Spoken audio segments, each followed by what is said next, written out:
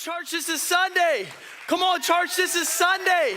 This is the day everything changes. This is the day we move from death to life. This is the day we talk about moving from darkness to light. This is the day from defeat to victory. Come on, somebody lift up a shout. This is the day from sorrow to joy, from mourning to dancing, from bondage. Come on, anybody moving from bondage to freedom, from mourning to dancing, from dread to expectation. Somebody gets the picture. This is the day we move right here, right now. This is the Sunday. We got a God to serve. We got a charge to keep. We got a gospel to preach. We got broken hearts to buy. We got hurting people to heal. Come on, church. We ain't waiting for a move of God. It's Sunday. We are a move of God. Lift up a shout. Woo! All right.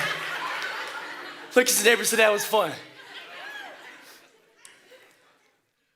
All right, see, that's kind of how we always talk about Sunday, right?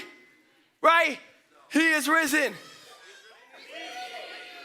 And we talk about Sunday as if it was this momentary, instantaneous, right now shift. The ground began to shake. The stone was rolled away. Ah! Don't look at me like I was weird. You're just doing the same thing. You look the same way. But here's the thing about that narrative. Here's the truth about that narrative. It's halfway right.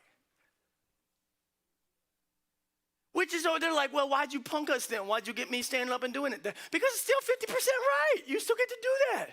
We still get to, but it's only 50% right. Why? Because something in the supernatural did happen. Something in the spiritual did happen. It did say that the ground began to shake. Something on earth did change. But for the actual real life humans on real life Sunday, they did not change on Sunday.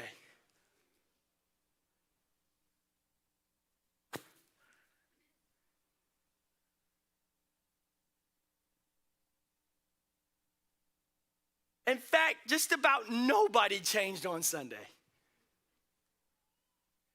Barely anybody even believed on Sunday. They didn't even know what to believe on Sunday. And why is this so important? Well, why are you messing up my fun? Because if you don't understand the truth of the reality of what happened on real life Sunday for real life humans, then you're going to keep having Sunday markers in your life, and you're going to think something should have shifted. But when you go out into the real world and nothing changes, you're going to be thinking that the Sunday was broken.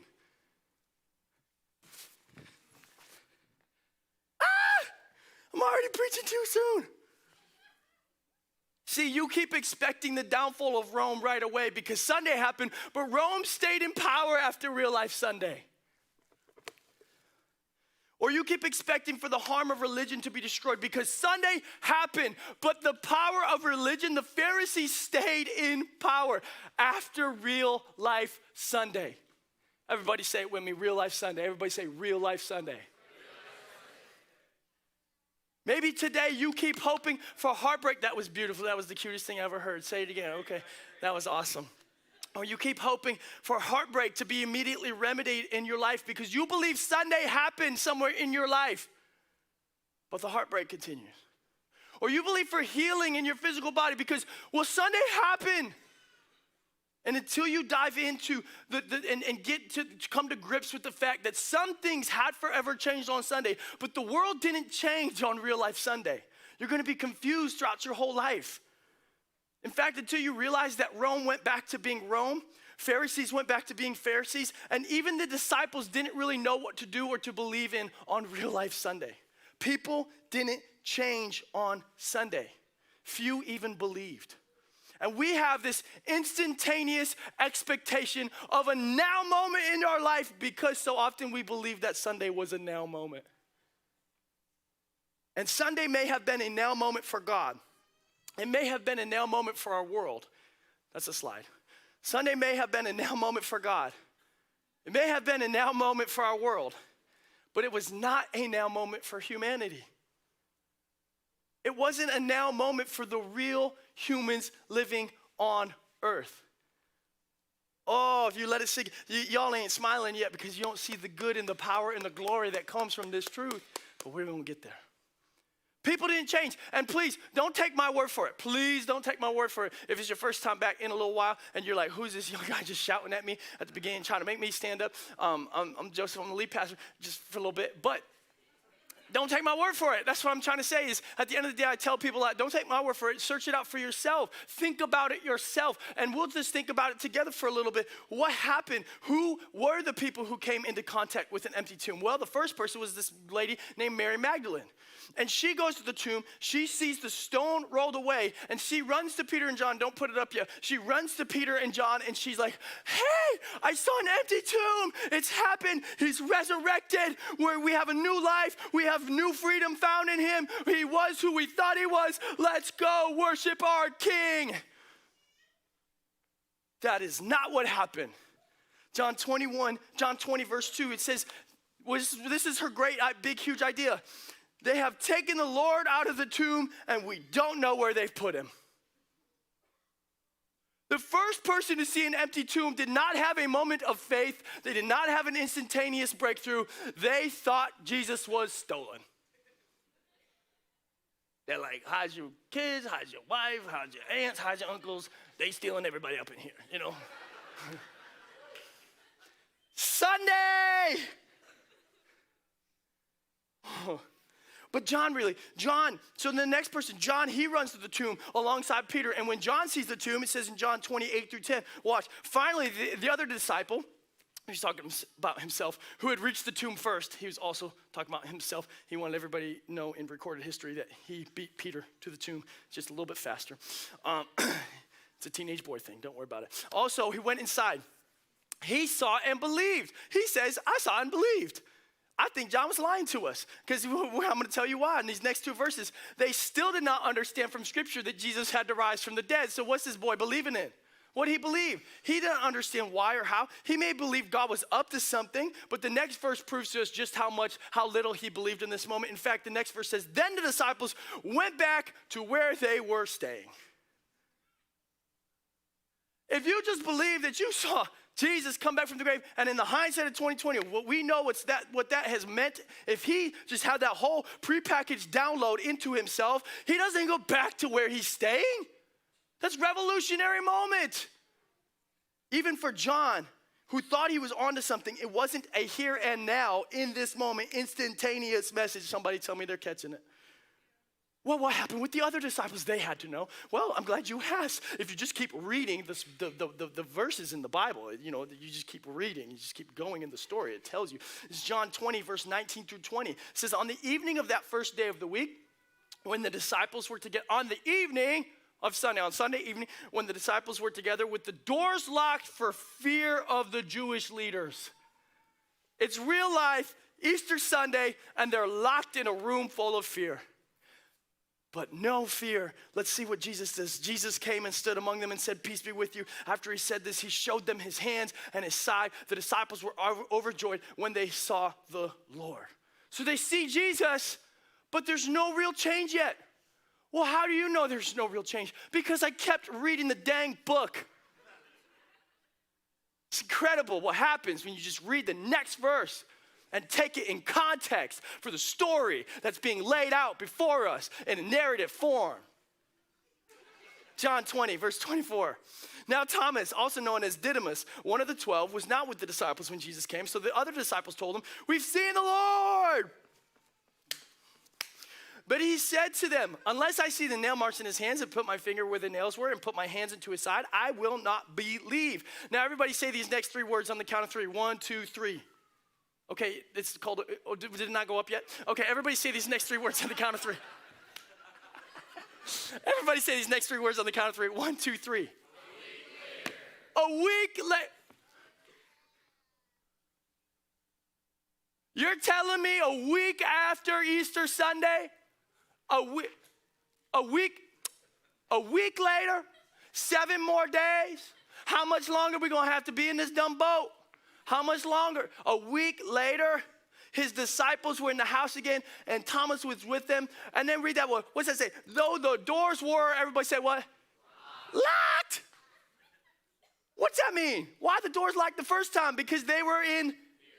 So a week after seeing Jesus the first time come back, when they were so overjoyed and said, we've seen the Lord, they're still locked in a house full of fear, and Thomas still be doubting. A week after, real life Sunday. Real life Easter. Jesus came and stood among them and said, peace be with you. Then he said to Thomas, put your finger here, see my hands, reach out your hand, put it into my side. Stop doubting, believe. Thomas said to him, my Lord and my God. So again, what do we have? Sunday may have been a now moment for God. It may have been a now moment for the world or for the earth in some way, shape, or form. But it was not a now moment for humanity. Not for the real life humans that were actually walking the earth. There may have been a shift. There's something that happens in the spiritual realm. Sometimes we forget, though, that that's just not the reality of what happened on real life Easter Sunday. And it's certainly not for the case for Peter either. In fact, if we go back to Peter, what do we find Peter? He runs the same course. If we dive back into his story, which we've been in for Friday and Saturday, and if you haven't been coming to church, you really missed some of Friday, Saturday, you can go back and watch it, or you can just start attending again, because we're doing really good things in amazing ways if you want to. It's up to you. It's up to you. But I mean, we could do this every Sunday, but it's up to you. Okay, that's your fault. I mean, I'm dishing it every week, and the worship team bringing it, and the production team, and the first president, and the kids ministry do it. We do it every week. Every week it happens. But I do love my CEOs. I love you all. I really dearly love you. What? CEOs? Christmas and Easter's only. Okay, I love you so much. Is that allowed? I'm new to this, okay? I'm new to this. Give me grace, all right? It's my first time. Shouldn't have said that. They're going to tell me in the back. Why'd you have to say that? Why'd you have to say that? They were being so loved. Okay, we love you. We love you so much. We'd love to see you back again next week. Okay, kisses. I'm done. Okay, in Peter's case, this is after Easter Sunday morning. In Peter's case, what's happening? What happens in Peter's situation? This is, again, track with the story. It's after Easter Sunday morning. It's after real life Easter morning. It's after real life Easter evening. It's a week later, and then in John 21, the verse word says, afterward, after even more than a week had passed. Where do we find Peter? Does anybody remember? Does anybody remember at all? Anybody would remember where we find Peter? Somebody say it? Did somebody say a boat? Yes, thank you. I was only inching closer toward it to give you a hint. Okay, we find him in this boat. What do you mean we find Peter? What did we talk about last week with Saturday? What's this boat represent to Peter? This boat represents Peter's life pre-Jesus, and this boat represents the Saturday of Peter's life. But what has already happened? Sunday. The resurrection, the stone has rolled away. So Peter is living in the midst of his Saturday after Sunday happened.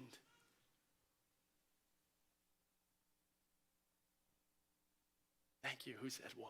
Thank you. Thank you. Whoa. That's a whoa moment, or a wow moment, or a any feedback, really, anything. This moment right here, Peter is living in the midst of his Saturday, but it's after Sunday happened, the resurrected one. And until you start to come face to face with Peter's lens, we're gonna miss some really key, really incredible truths. Because in this boat and from this boat and through Peter's eyes and through Peter's life that we've already talked about with Friday and Saturday, what does Peter know about? Was Peter there the day the cross happened? Yes, not a trick question. Had Peter been experiencing the silence of his Saturday? Yes. And had Peter heard about by now that Sunday happened? Yes. Do we understand that Peter, the world is forever marked by Sunday, and yet on Sunday we find Peter after seeing an empty tomb. After he sees an empty tomb, he goes back to his boat.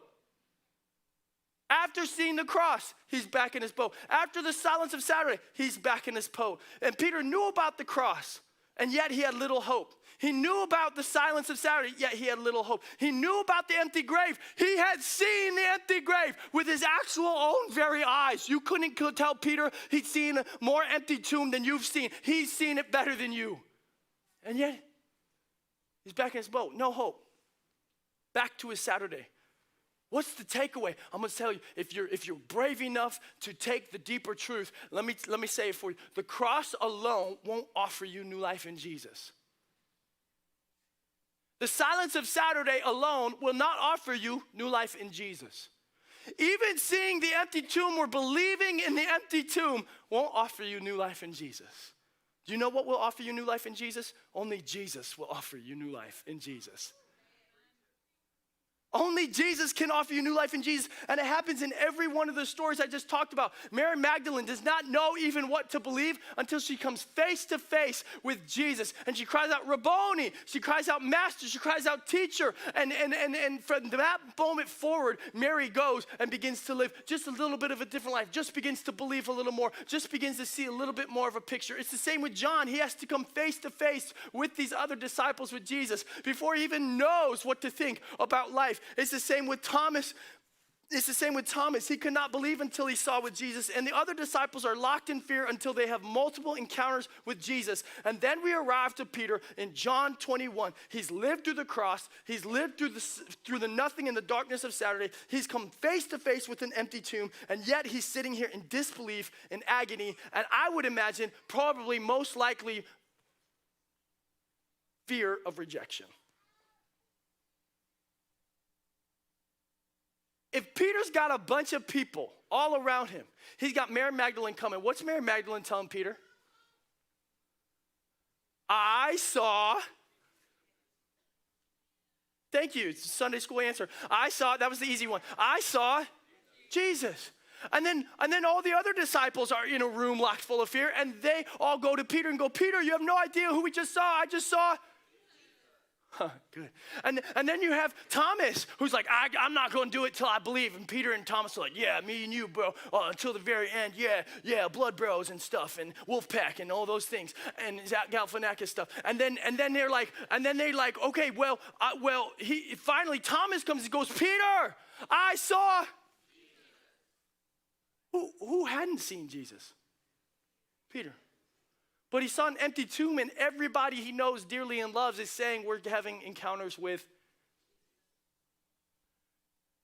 So what if Peter in this boat this time around is not here just out of disbelief of what happened on Easter Sunday? What if there's a wholly different thing? What if it's not about disbelief in Jesus as much as it is feeling like he's been fully rejected by him?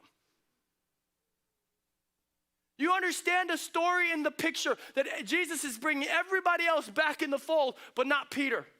Peter has not gotten invited back in the fold. And so he's sitting here in the midst of his Saturday, and one of the main things that's got to be going through his mind is Jesus, maybe he did come back. Maybe this is really true. Maybe he's more than I ever thought he could be. Maybe he's more than we imagined him to be. And yet he knows now that he chose wrong.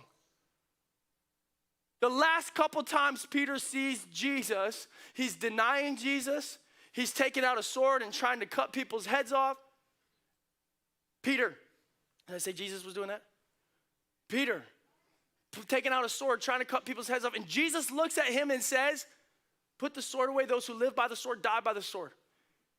In Luke, it talks about when Peter denies him the third time, it says then Jesus looked over and looked him in his eyes, and then Peter went out and wept bitterly. Those are his last moments. And now Jesus starts to this rumor of him coming. He's coming back. He's coming back. He's going to do everything he said he was. He's going to do it. He's going to do it. But what is Peter dealing with now in this boat is not a disbelief in Jesus. It's a disbelief in self.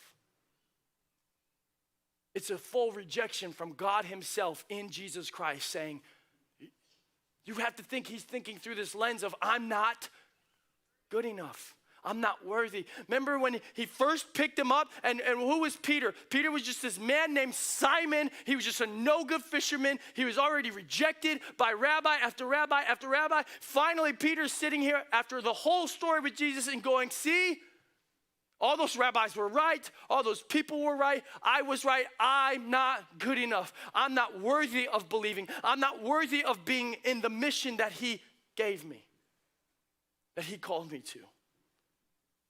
What if Peter's disbelief on Sunday has just as much to do with his own insecurities and inadequacies than it has anything to do with the power of what went down on Sunday or even in Jesus himself? And then in the midst of all of Peter's disbelief, in the midst of all of his inadequacies, his confusion, his misunderstandings, Jesus shows up. And the story goes that Jesus shows up and Peter runs up to him and Jesus takes a golden, colorful cloak and wraps it around Peter and he hugs him tightly and shakes him 3 times. And with that, Peter just does this weird shimmy thing and he's miraculously healed and he goes out and changes the world. Nobody reads your Bible in this service. Some people already nudge their spouse like, this is why I don't come to church. You believe in this stuff? No, that's not what happens. But again, within so much of our American gospel, I think we're led to believe in these instant transactions. Woo! Let that one burn. Instead, when Jesus shows up, watch what Jesus takes Peter from the boat to the water to the fire. And he starts by taking him from the boat, from the very beginning. When Jesus first met Peter, do you remember? We talked about it on Friday, that was 3 weeks ago, but you should still know it if you've ever read a little bit of Bible. But when Peter first just meets Jesus, the first time ever, do you remember what happened? What happens when Jesus is walking on the beach? What happens, where were they? Fishing. On what sea? Does anybody remember? The Sea of Galilee, and they're fishing. And what did they catch that night? Absolutely not and nothing. Terrible fishermen. And so they catch nothing. They're at the Sea of Galilee. And then what does Jesus do? Drop your nets on the other side. And they do it. And then what happens? There's a miraculous catch of fish. And they're like, oh my God, we're going to eat for days, weeks. We're going to sell these in the market. We're going to get all rich. It's the best moment ever. And then what happened? Come follow me. John 21, verse 1 through 7. This is not the first time. This is this time. This is after Sunday. This is at least a week after Sunday. You hear, afterward, Jesus appeared again to his disciples by the Sea of I'm going out to fish. Simon Peter told them, and they said, we'll go with you. So they went out and got into the boat. But that night they caught. Early in the morning, Jesus stood on the shore, but the disciples did not realize that it was Jesus. He called out to them, friends, haven't you any fish? No, they answered. And he said, throw your net on the right side of the boat and you will find some. When they did, they were unable to haul the net in because of the large number of fish. Then the disciples whom Jesus loved said to Peter, it is the Lord. This is an exact repeat from the first time Jesus meets Peter. An exact replica. Why would Jesus take Peter back to the beginning? Inquiring minds would like to know. Ask those questions when you read the story and the narratives within Scripture. It's amazing what you'll find out. Isn't it interesting? What could Jesus be doing to take Peter back to the boat, the very beginning? And notice, I'm going to keep keying on this. There's not an instantaneous now moment with Peter. He simply takes Peter back to the beginning. And Jesus didn't just take Peter back to the beginning, back to the miraculous catch of fish. He also takes him back to the life, to the water. He takes him back to the water, the life that they lived together. Remember, we talked about this when we talked about Peter's journey from the boat to the life.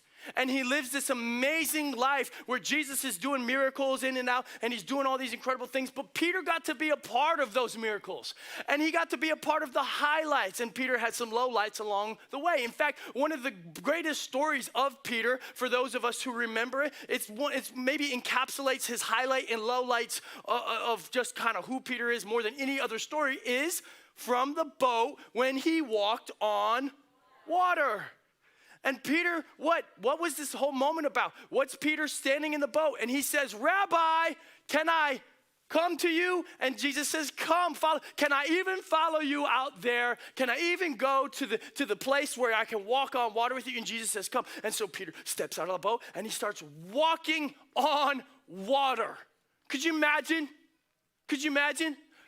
This dude walking on water, and then all of a sudden, what happens? He looks to the left, he looks to the right, he sees waves, he gets afraid, and then he starts to sink. And as he sinks, he says, Jesus, save me. Immediately, it says immediately. Jesus reaches out his hands and pulls him up. And he pulls him up, and then he says to him, You brave-hearted Galilean, let me embrace you upon the waters, and let us walk back in a waltz fashion to the boat. No, he says, you have little faith. Dude, just walked on water. I'd be like, I walked on water. Look at these other 11. Look at these other 11 little children scared out of their minds in the boat. I'm the one who walked on water. And yet, imagine that moment for Peter. Imagine being the man when you get back to the boat. Imagine being the guy you get back to the boat. What do you even say?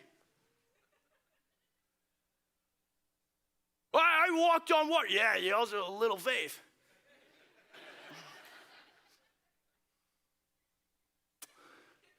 But I walked on. Took it. It's gone. That's the encapsulation of really who Peter was. This moment with the water where he walks on water. He is bold. He is brave. And yet he took his eyes off of Jesus. He started following Jesus and he begins to sink. And this moment encapsulates so much. So what does Jesus do? Does he bypass it? No. In John 21:7, listen to the story. As soon as Simon Peter heard him say, "It is the Lord," he wrapped his outer garment around him, for he had taken it off. He was naked in a boat, suntanning, everybody. Okay? Wraps it around him, and he jumps into the, no, say it with a little bit of more gusto. He jumps in the water. Thank you, everybody. I love it. Peter jumps into the water. Think of it. All the fear of Saturday was just there a moment ago. And I love this passage because he has obviously, we talked about this last week, he has a clear vision now of Jesus being on the other side of his fear. The thing he's most afraid of.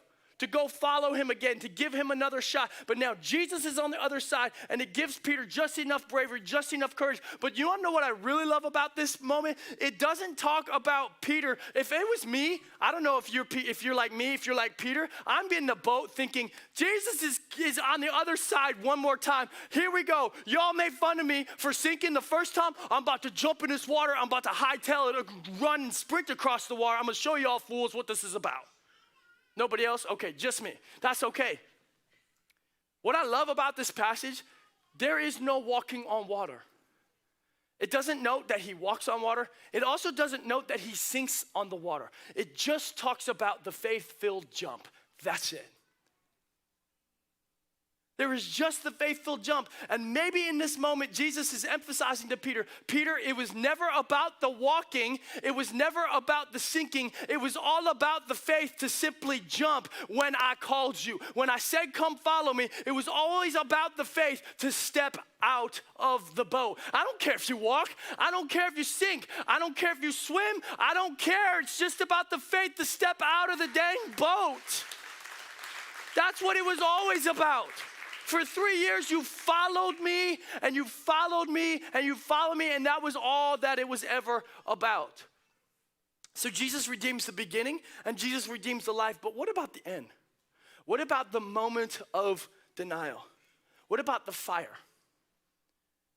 Jesus brings Peter directly to the fire, to the very end. What do you mean the fire? To the end of Friday. Do you remember? The last moment that Jesus and Peter saw each other. Remember the Friday night that Peter denied Jesus? Remember what they were sitting around? Sometimes we forget. Someone to pull it up and we can read it just to make just so you know I'm not making anything up. Luke 22, verse 54 through 55. Then seizing him, they led him away and took him into the house of the high priest. Peter followed at a distance. And when some there had kindled in the middle of the courtyard and had sat down together, Peter sat down with them. Around this fire pit, Peter comes to the worst moment of his life. He's around this fire pit when he's asked 3 times, aren't you with that man? And he denies him 1, not twice, but 3 times. And we like to think even in this moment, well, Jesus, at least he bypassed this, right? He doesn't make Peter go through. I mean, we get it, Jesus. We get who you were calling at the beginning, and we get through the life, and we get the highlights and the lowlights, but you're not going to actually make him go through the process of facing his worst, are you? Absolutely he is. And it's the best gift he could give to Peter, because somewhere in our American mindset, we think that moments of denial or denying our moments of denial leads to more healing, but denying moments of denial only leads to more denial. You can't defeat moments of denial with more moments of denial. And Jesus isn't about to play that game with Peter because he has actually real healing for Peter. Real, tangible healing. Not something that just shifts in a moment, not a now thing, something to say, Peter, I want to take you through the process of the boat. I want to take you through the process of the water. And I want to take you through the process of the fire. The very end. The most shameful, the most disgraceful. He doesn't ignore any of it. And if you're not picking up on it, he doesn't even miss the landmarks involved in all of these things. He doesn't miss the boat. He didn't miss the water. He doesn't miss the fire. And you might go, oh no, you're kind of making this bigger. Oh really? What does he do around the fire then? Or I didn't get to that. As John 21, 7-9, as soon as Simon Peter heard him say, it's the Lord, he wrapped his outer garment around him and jumps into the water. The other disciples followed in the boat, towing the net full of fish, for they were not far from the shore, about 100 yards. When they landed, they saw a fire of burning coals there with fish on it and some bread. Fish like this. This doesn't do anything for the message, but it's here. It's just for our entertainment. Does anybody want a fish for their kids? Does any child want it? No? Okay, we're going to put this down. You do want one. Okay. Judah got a fish, everybody.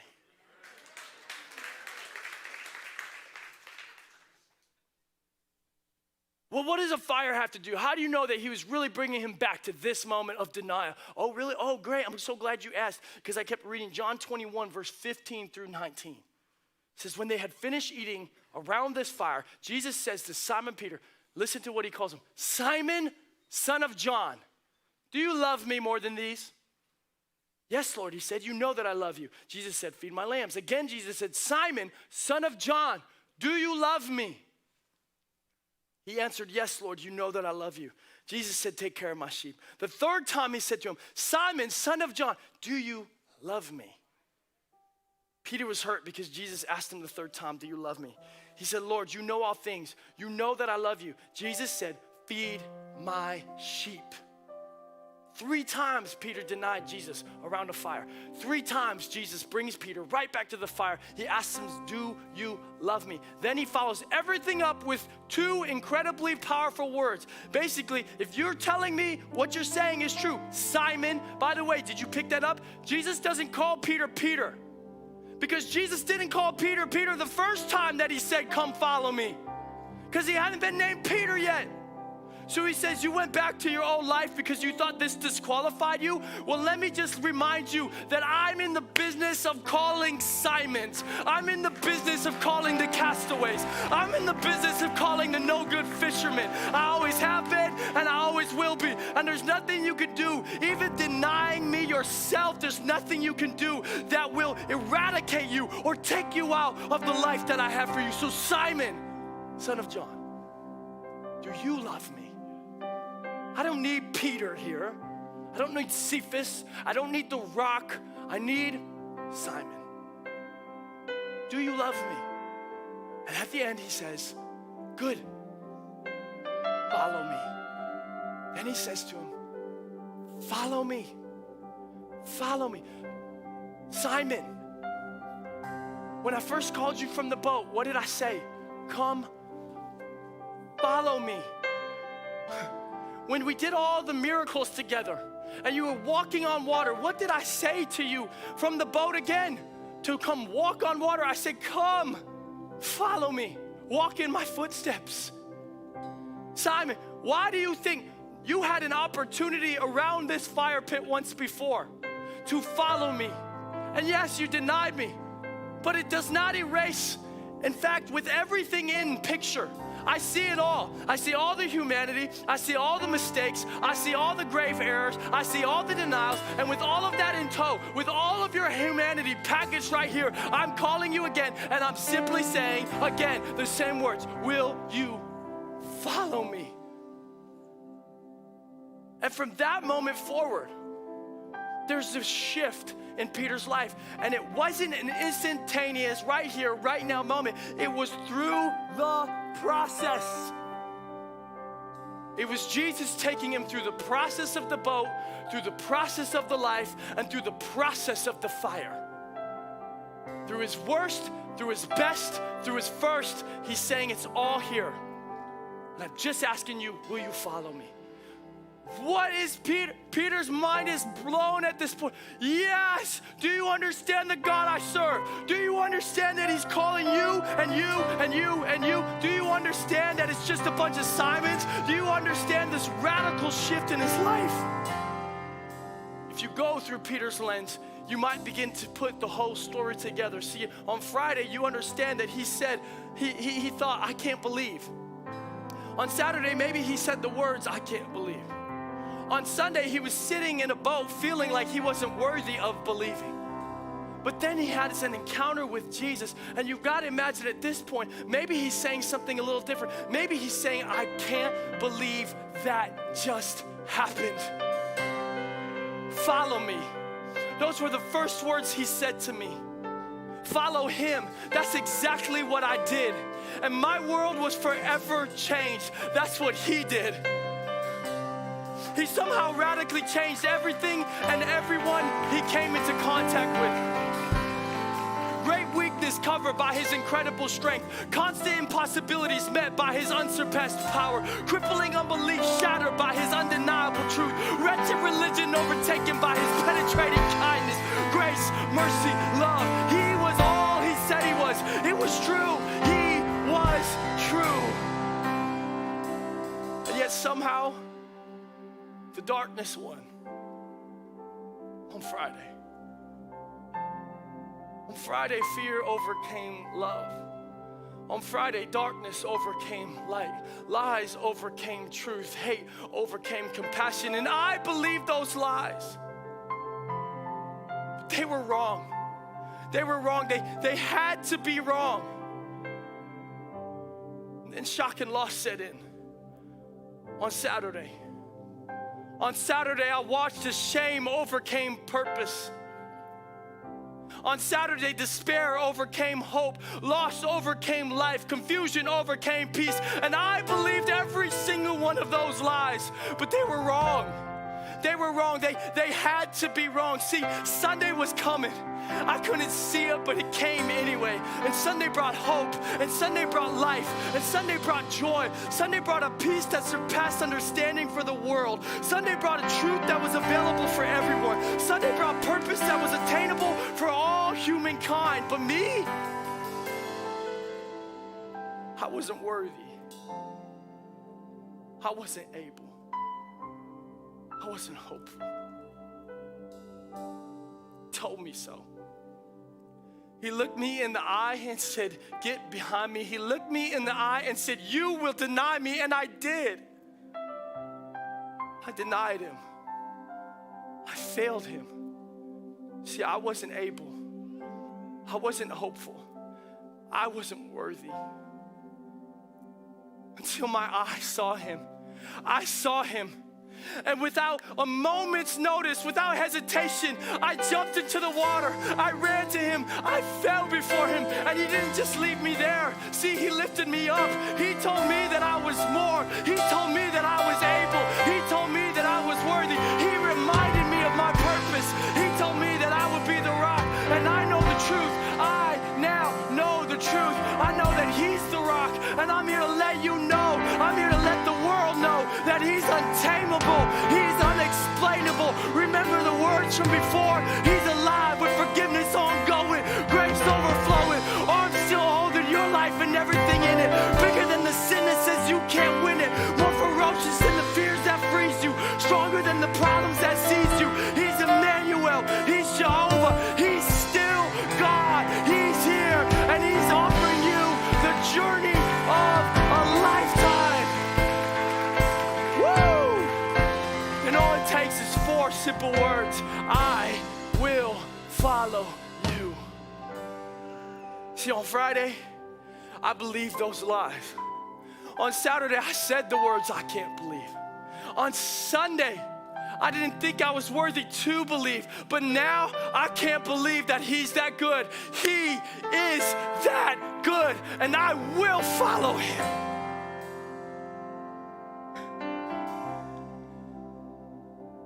And Peter did. He followed him. He followed him so radically that the control of religion and the power of Rome couldn't handle it, so they had him killed. They couldn't handle the freedom and the love and the joy and the peace that he was trying to tell everybody that was attainable post-Sunday. So they killed him for it. And the truth of Peter, and when we look through the lens of Peter, what do we find? What do we really see? Simple.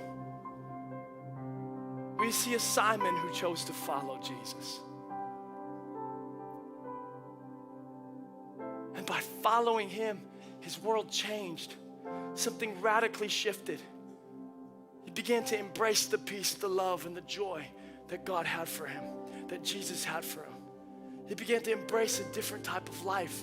He began to shift, he began to change because he just chose to follow him. And see, here's the deal on this Easter Sunday. The events of Friday will not change your life. The events of Saturday, the silence of Saturday won't even change your life. An empty tomb, the events of Sunday cannot change your life. Only having an encounter with Jesus, and Jesus, in encountering you, wants to walk through the process of your Friday, your Saturday, and your Sunday. He wants to walk with you. This is not an instantaneous, momentary, right now, right here shift. There are some words you could say. There's a posture you can change that you can walk toward. But this is not, hey, your life won't get better today.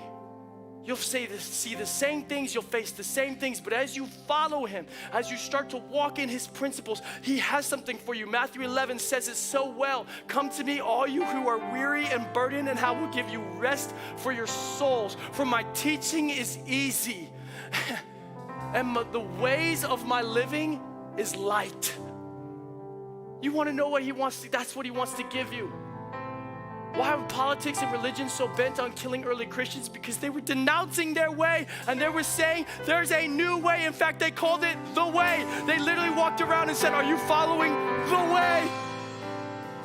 It's the same offer some 2,000 years later. After Real Life Sunday happened, your life can't change until you buy in. Your life won't shift until you say, okay, I don't just believe in Jesus, but I want to follow Jesus. When you start to follow him, I'm telling you, if you're doing it, I know when I'm not doing it. I'll tell you, you want to know the biggest key in my life, the biggest trick? I know when I don't have peace, when I don't have love in my heart, when I don't have a joy that abounds, I know I've missed something of him. When there's not rest for my soul, what do you mean? There might not be rest for my physical body, but if there's not rest for my soul, there's something off. It's not the promise. And again, it's not instantaneous, it's through the process. You can all stand.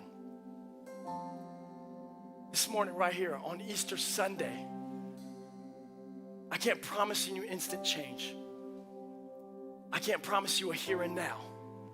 But I can tell you from my own life, I can tell you from Peter's life, although it's just a good story, an Easter story is just the story until you make it yours. Peter's story is just Peter's story. My story is my story. But what will your story look like? Will you choose to follow Jesus? To say yes? To walk in his footsteps, whether it takes you from the boat to the water to the fire? And will you understand that there is a God who is not looking for perfect people? He's looking for a bunch of Simons. And Simon screwed it up pretty big. So you're in good company. Today, if that's you, I'm going to pray. And I'm just going to say, if whether it's your first time or your 100th time, if you want to say, yes, I'm going to follow you, Jesus, and this is your moment. I just want you to, I'm going to encourage you. You can say yes with you out loud. You can lift a hand up. You can say yes in your heart and your mind, however you want to do it. But say yes in some way, shape, or form.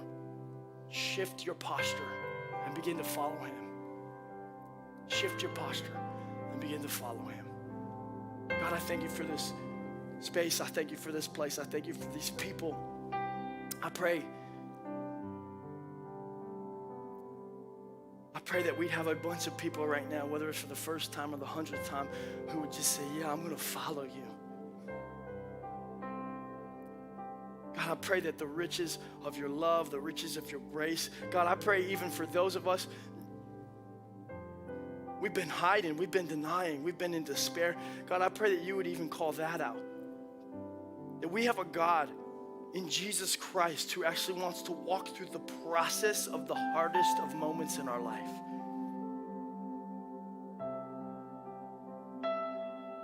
We have a God who wants to live in the joys of our life. We have a God who looks at all of our humanity and says, yes, just follow me. Let's walk this out together. And God, I pray across this room, we got a bunch of people, whether for the first or the hundredth, just saying, yes, yes, yes, I want to follow you. I want to follow you. I want to follow you. And I'll pray for it. I pray that you bless them in it. I pray that you be with them in the process. In Jesus' name, amen.